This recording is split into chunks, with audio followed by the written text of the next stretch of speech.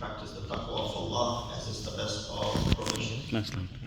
The verse that I recited for you is from Surah Fussilat, ayat number 46. Allah subhanahu wa ta'ala in this ayat addresses by saying, Man amila salihan falinafsihi. Allahumma salli ala. Man amila salihan falinafsihi. Whoever acts righteously, it is for the benefit of his own soul. Meaning when you do good, it is benefiting you. وَمَنْ أَسَاءَ فَعَلَيْهَا. And whoever does evil, it is to its detriment, to your own self. وَمَا رَبُّكَ بِظَلَّامٍ لِلْعَبِيدِ. And of course, your Rabb, your Lord, is not tyrannical oppressor to his servants. The discussion will revolve around the concept of amal salih. What is a righteous deed? And in given environment that you're going through, the sense of righteousness and amal salih and what is its demand from us. Because even a small injustice from Allah subhanahu wa ta'ala, the God Almighty, is like great injustice, right? When you do an action which is against Allah, against His command, regardless of how small or big or minute it is considered to be big, because it is against the great Almighty. And that's why Allah subhanahu wa ta'ala did not use the word وَمَا رَبُّكَ بِظَالِمٍ لِلْعَبِيدِ. He said وَمَا رَبُّكَ بِظَلَّامٍ لِلْعَبِيدِ. Wallam refers to being very oppressive. It's that superlative degree, that mubalagha. Zallam comes from mubalagha, meaning it's just beyond zulm that you can't even imagine. Search for the root of bitter and sweet events in your own actions. When we do something, search for the bitter and sweet in your own actions. Do not attribute to others. Why? Because it's so easy to say, well, so-and-so did it. That's why I ended up doing this. So-and-so made me, so-and-so caused it. I heard that, so I reacted. I saw that happening, so I jumped in. All of these is removing the blame from your own soul. So do not attribute to others. Do not attribute to Allah. Some people say, oh, Allah made me do it. As Banu Umayyah and the Banu Abbasids believed in. That everything that they did from, Karbala to all the other atrocities, is because Allah made them do it. Allah, in other words, requested them so they go ahead and carry out these atrocious actions. So don't blame it on others. Don't blame it on Allah subhanahu wa ta'ala. This is why Quran reminds us, when God honors and grants insan, He said, Rabbi akramani. Allah has indeed honored me. When Allah tightens the provision, He says, Rabbi ahanan. Allah has indeed disgraced me. No. Allah did not honor you when He gave it to you. Allah did not dishonor you when He took your provision away from you. You brought it on to yourself. The later ayat of Surah Fajr, these ayat are from Surah Fajr. That when Allah subhanahu wa ta'ala gave to the insan, He said, Rabbi akramani. Allah has honored me. And then when Allah subhanahu wa ta'ala tightened the wrist, He said, Rabbi ahana. Allah had indeed disgraced me. Kalla. The very next ayat is what? Kalla. No, that is not the case. But la tukrimun al-yatim. You brought it onto yourself by not taking care of the yatim. وَلَا تَحَاضُونَ عَلَىٰ طَعَامِ الْمِسْكِينِ. Not taking care of feeding those who are the destitute. تُحِبُّونَ الْمَالَ أَكْلًا لَمًّا. You used to love the wealth indiscriminately. وَتَأْكُلُونَ التُّرَاثَ حُبًّا جَمًّا. And you used to consume turath, the inheritance of the orphans, indiscriminately. This is the reason you brought this upon yourself. Don't say when Allah gives you that Allah has honored me, mashallah. Don't say when Allah takes it away, oh, Allah has disgraced me. Don't blame it on Allah subhanahu wa ta'ala. Don't blame it on others. Don't blame it on people. In Qiyamah, the weak will say to the powerful, لَوْلَا أَنْتُمْ لَكُنَّا مُؤْمِنِينَ.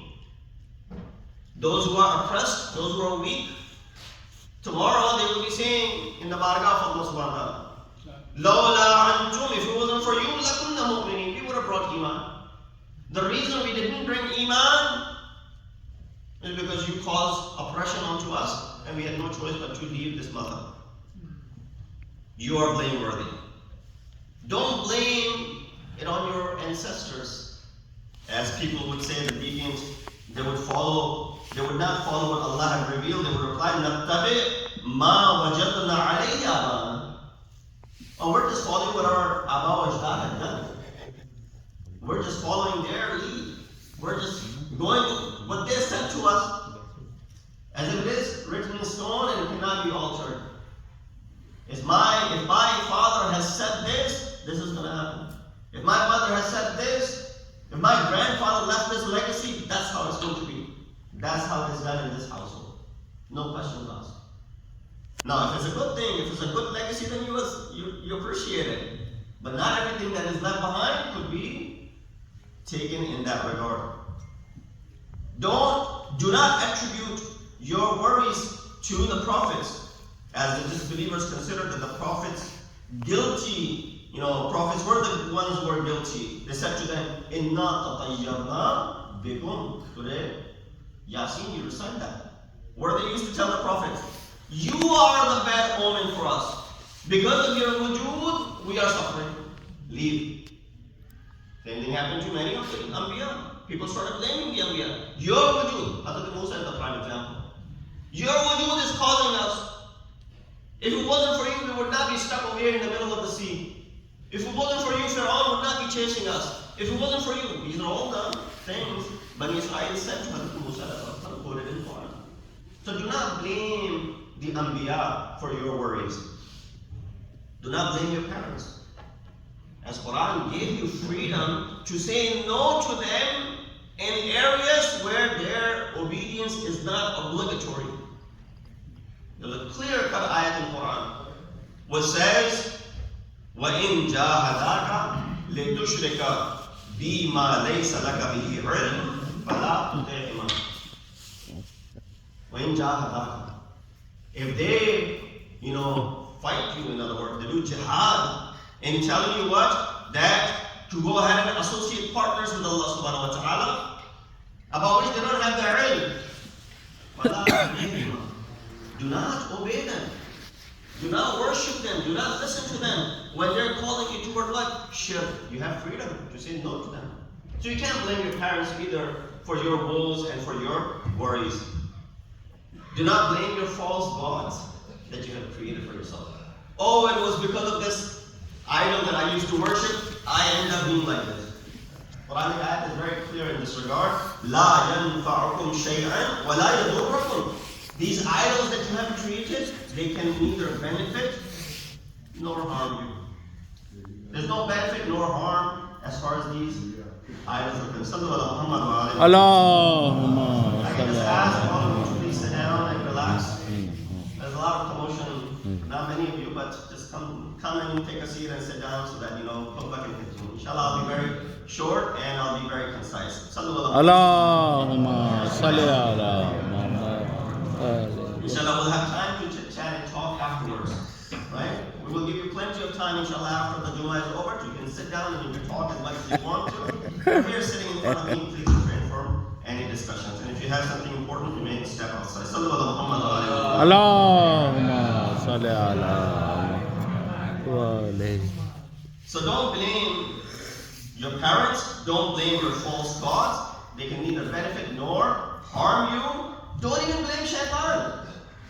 Tomorrow you can turn around and say, oh, Shaitan caused me to do this. And then Shaitan will respond by saying what? Da'watukum fastajabtum. I called you and you responded and you said labbaik to me. While you could have easily said labbaik to Allah subhanahu wa ta'ala. But you chose to say labbaik to Shaitan. فَلَا تَلُومُونِي لُومُوا أَنفُسَكُمْ. Don't blame me. Blame your own selves. Blame your own souls. And lastly, Do not attribute your woes to the society. Oh, because the ma'ashra was kharab. Society was bad. There were so many wrong things that were happening. How could we have survived in a place where left and right there are, things of haram nature that are happening? So you easily find the scapegoat and you do what? You go ahead and run away. It says what? The ayat responds by saying, just like the Pharaoh's wife, who was in the environment of tyranny, right? Fear, and at the same time she was not attracted to anything that Pharaoh had to offer, and asked Allah subhanahu wa ta'ala to give me, take me out of, give me najat from the clan of Zalimeen. Imagine living in the house of Pharaoh, the one who's saying, Ana rabbukum al-a'la. So don't blame the mu'ashara and the society either. How many things did we count? We counted, don't blame yourselves, don't blame your friends, don't blame Allah, don't blame people, don't blame your ancestors, don't blame the prophets, don't blame your parents, don't blame your false gods, don't blame shaitan, and don't blame the society. But who should you be then blaming? I'll recite the ayat that I recited in the beginning. مَنْ عَمِلَ صَالِحًا فَلِنَفْسِهِ وَمَنْ أَسَاءَ فَعَلَيْهِ. Whoever acts righteously, it is for the benefit of his own soul. And whoever does evil, it is to its detriment. Whatever you do, you're causing that to happen. So, I said, the remaining discussion will be on amal salih, righteous deeds. As the ayat begins with, مَنْ عَمِلَ صَالِحًا. What is amal salih? Allah loves amal salih, the righteous amal or the righteous actions. There are several verses in the Quran where good deeds are mentioned immediately after iman. Right? Amanu wa amilu salihat. Amanu wa amilu salihat. Wal asr inna al-insana lafi khusr illa alladhina amanu wa amilu salihat. And of course there are many occasions. Amal and iman and amal salih is mentioned hand in hand. So here we understand one thing. Just having the mere belief is not enough. You need to put it into action as well. And just mere action is not enough if it's lacking that faith and belief in Allah subhanahu wa ta'ala. Both need to be complemented. So, amal salih means a righteous deed, a beautiful and beneficial act, and an act seeking Allah subhanahu wa ta'ala's pleasure. Allah talks about salat, zakat, saum, hajj as obligations. But Allah then asks us for amal salih. He said, Aqimus salat. Isn't salat not amal salih? Of course it is. So why did he then separately saying act salih as well? He asked us, kutib alaykum siyam. Fasting is obligatory. And then he says, amal salih. He says, do hajj. And then he says, amal salih. All of these other actions are mentioned, and then amal salih is mentioned separately. So here it makes you believe that while Allah talks about salat, zakat, saum, hajj, and all these other obligations, but then He asks us for amal salih in addition to these fundamental actions that you must perform. So there's no question on that you have to perform these wajibat. But then on top of that, there's something else which is being referred to as amal salih. In light of current situation of atrocities that are taking place in Gaza and Palestine, it is more urgent now to renew our faith and revive our good actions. Right? Look at, because times change. At time of ease, amal salih, and at time of adversity, amal salih might have different impact. Anyone can give, when they're going through a good patch in their life. But giving even when you are suffering is a real deal. Anyone can survive in the given conditions when economy is flourishing. But to be able to remain content even when the economy is the worst is the real skill. Anyone can survive, a family can survive if plenty is given to them on a monthly basis. But the real skill is to be able to survive and be content with the bare minimum that is coming to work. That is where the skill lies. Often, civic engagement and calling elected leaders is called politics. which has become a dirty word. We believe saving lives is amal salih. You and I cannot save lives with our own hands of what's happening in Gaza. But you and I can definitely save lives by raising our voice. So then what it becomes? Your word becomes amal salih. That's how powerful your word is. That's how much worth and the weight your word carries if you were to use it and utilize it properly. So therefore your civic duty, standing up for justice, is amal salih. Is standing up for the struggling world in general and struggling ummah in particular for peace. Justice is not politics. It's amal salih. It's the righteous action. It's an act of goodness. At times we feel helpless. Now we can't do anything. Molana, what are you talking about? We're sitting over here. All these powerful nations are unable to do anything. You expect something will come out of us. You know, our protests or our voices or our tweets or our emails or fine. Need I remind you of all the stories of the past where the smallest of the animals, seeing Hazrat Ibrahim thrown into the fire, doing their job. And there are different animals that are mentioned in Riwayat. Some mentioned there was a small bird that carried water in its mouth to go ahead and drop it onto the fire that was burning, or Hazrat Ibrahim was sitting in the midst of it. Fire, mind you, was so big that they couldn't even get close to drop Hazrat Ibrahim into it. They had to fling him from far distance so he would land in the middle of the fire. So just imagine the size of the flames. And then so this bird wants to go ahead and put out this fire. Can it extinguish the fire with just a little bit of drop of water in its beak? Absolutely not. But should it stay away from its civic duty to go ahead and do this so that it will not be held accountable in front of Allah subhanahu wa ta'ala tomorrow? Exactly the case. No one will say, oh, this is not making a difference. Let it be. Maybe it doesn't make any difference. Maybe our speaking out doesn't make any difference whatsoever. In fact, it might even have a backlash. It might even bring some difficulties for you. It might even make your lives a little bit more challenging at workplaces, at schools. You know, there was a study that was done which mentions that Muslim students in public schools in the United States face often discrimination because of their faith.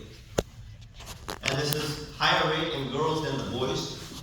A report by Council on American Islamic Relations found that nearly half of Muslim students, 47.1% to be specific, reported being bullied for being Muslims.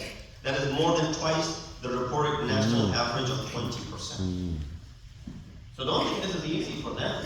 When they go to school every single day, carrying a name, Muhammad and Ali and Abbas and Mehdi and whatnot, it's not easy for them. And then of course, our sisters, our girls, who are observing the hijab, and they're basically, without even mentioning their name, they are singled out amongst the crowd. So the easiest route would be for the parents, don't observe hijab. Don't do this, because then, you know, of course, nobody will recognize you. You'll blend right in. Or, you know, let's change our name to assimilate in the American society. So that way, we are called as Bob, and we're called as Rich, and we're called as, you know, all of these names. Well, you know, nobody will notice, oh, there's a Muslim behind it, right away. So this is the easy route out of it, the easy way out of it. At times you feel helpless. Let's channel our frustration into meaningful and impactful actions. What is it? Amal salih. Right? Sallu ala Muhammad wa ala Muhammad. Allah. I'll give you 5 points regarding civic duty of Amal salih. Civic engagement and fighting for justice is Amal salih. It's a righteous action. Prophet commanded us to use our power and agency to stop evil. He said, whosoever of you sees an evil, let him change it with his hands. If he's not able to do so, let him change it with his tongue. If he's not able to do so, let him change it in his heart. And that is the weakest of the faith. So that's your Amal salih. You either speak out, you either use your hands, you speak out, or you show dissent through your heart.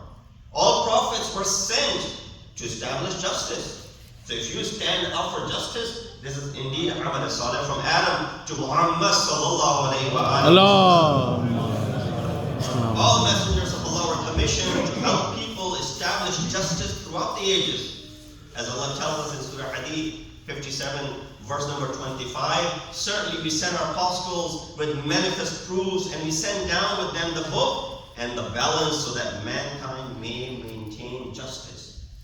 So Anbiya are sent to maintain justice. Guess what? You and I are here to also maintain justice. It's easy, it was their duty. Just like people will say, Imam Hussein, it was his specific duty for him to stand up in front of Yazid. No one else had that duty.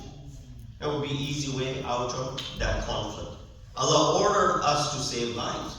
This ayah you've heard many times, so I won't even be reciting Surah Ma'idah, verse number 32, that if you say one, as if you have saved the entire humanity. In fact, let's just stop here. If you say one, whoever said that, how much impact can I make? Just take inspiration from this ayah. Your inspiration is to just say one. Why? Because Allah considers saving one as entire humanity. When you say, I drop one, drop of water onto this big fire, what am I going to do? If this much water puts out this much fire, you've done your job. That is amal salih, in other words. Why don't challenge politicians? Go ahead and challenge them. That is your civic duty. When you challenge them, you're actually doing amal salih. When we don't exercise our right to vote, don't express our grievance to policy makers, we give politicians pass on their involvement in zulm and injustice at home and abroad. Civic engagement and advocacy are among the highest forms of amal salih today, specifically in the environment that we are living in. So don't just look for amal salih within your namaz, roza, hajj, zakat, khums, amal salih has a broader spectrum to look at. And lastly, what amal salih can do for that which is happening around the world. All of these things put together, I have some other stuff, inshallah, I'll continue the conversation. That is important as far as each individual is concerned. That it's not the day and a time and a matter or place where we can just remain silent and say, well, this is another storm, it'll pass by, and things will be back to normal again. And then, after a few years, we'll start this debate again. There where now the wheels are turning, it's an opportune time to go ahead and use all the might that you have, every maneuver that you can do in order to go ahead and turn the wheels in your own directions. Inna sal hadith wa ablag al mu'izah kitab Allah wa billahi min shaitanir rajim. Bismillahir rahmanir rahim wal 'asr innal insana lafi khusr illa alladhina amanu wa 'amilus salihati wa tawasaw bil haqqi wa tawasaw bis sabr.